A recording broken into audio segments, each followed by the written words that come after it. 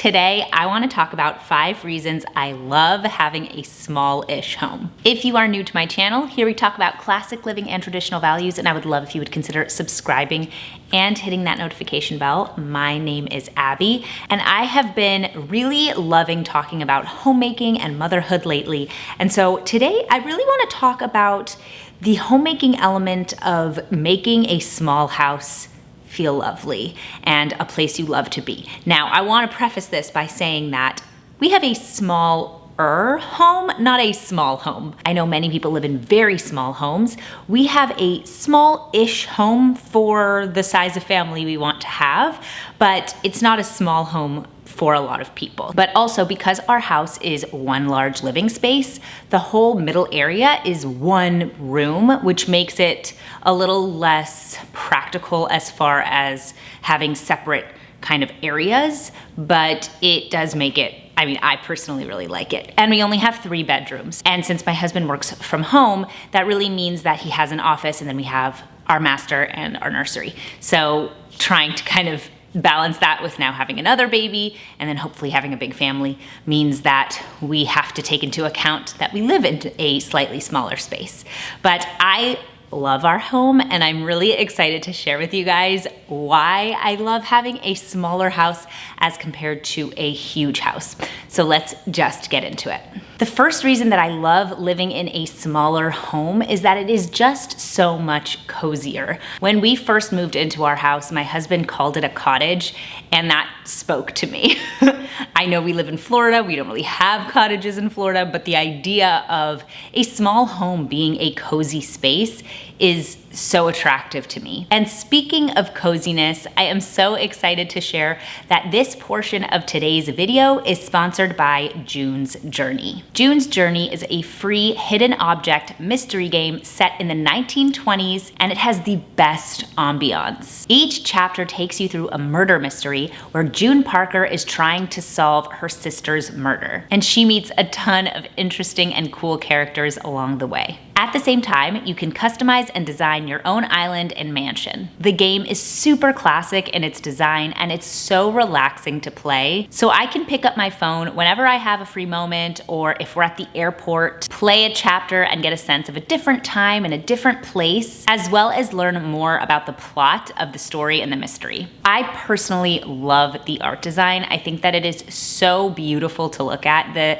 drawings and the pictures are just really attractive and fun to look at because they're from a different time period. And so it's cool to actually look for the hidden objects, which is not as easy as it sounds. Initially you think it's easy, but then it's not. Make sure to download June's Journey for free by clicking the link in the description box or scanning the QR code on the screen. It's available on Android and iOS mobile devices, as well as on PC through Facebook Games. I know you guys are going to love it as much as I do. It really is such a cozy game. Thanks again to June's Journey for sponsoring this portion of today's video, and now let's get back into it. Humans like things that are human scale, aka things that are the size of you as opposed to being on a really large, wide street with really tall buildings. We can admire that, but where we actually want to live and stay and spend our time is within smaller human scale spaces. And so being in small spaces kind of feels like a cocoon, which is just absolutely wonderful. The feeling of coziness that a small house exudes is so different than any other size home. Because you are in a smaller space,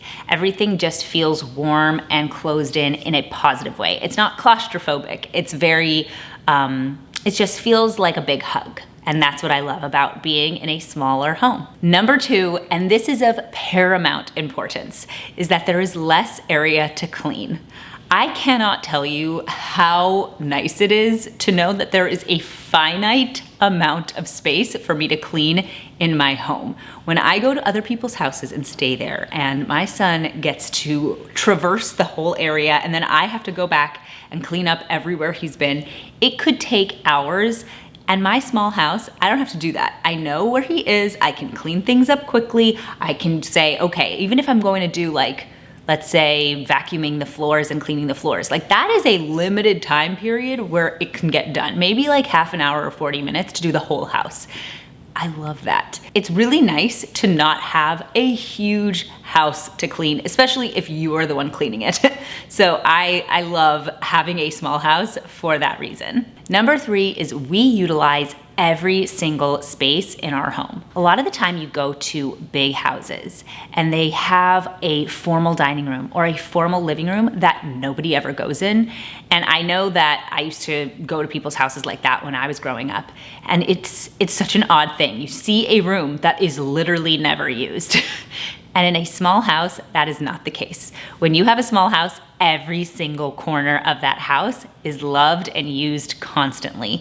Our main portion of our home, like I said, we have an open concept home, is like a main central point that everyone needs to use all the time, which is actually really nice. It makes it feel like you are getting your money's worth out of your house in a sense, but also it means that everybody is within eyesight of each other. So if we're in the dining room with friends and the kids are playing in the living room, it's all one room, so we can easily see what they're doing. It doesn't feel like someone has to rush off and then be completely disconnected from the adults.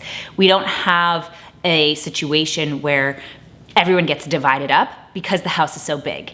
Everyone is in one space, and that means that we actually can spend more time together, which I love. Number 4 is we have to be deliberate about what we bring into our house, which means we can't have a ton of clutter. Now, I will say, that doesn't mean that we don't have any clutter. It doesn't mean that we don't have stuff that we don't exactly know where it goes, but that I think is the point about having a smaller space. If you have a big house, you can find a closet to store things in that you'll never use. You can find a room that is not being utilized and use it for storage.